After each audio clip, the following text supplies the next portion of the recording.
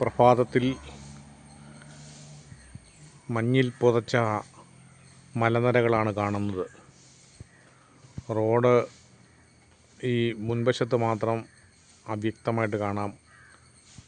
അങ്ങ് മുൻഭാഗങ്ങളിലേക്ക് ഉള്ള റോഡുകളോ പ്രദേശങ്ങളോ വീടുകളോ ഒന്നും കാണത്തില്ലാത്ത നിലയിൽ അതിരാവിലെ മഞ്ഞിൽ പുതച്ച് ഭൂമി കിടക്കുകയാണ്. നേരിയ തണുപ്പുമുണ്ട്. എന്നാൽ രാവിലെ ഒരു 9 മണിയോടുകൂടി ഈ തണുപ്പങ്ങ് മാറി പുകയുന്ന ഒരു ചൂടാണ് അനുഭവപ്പെടുന്നത്.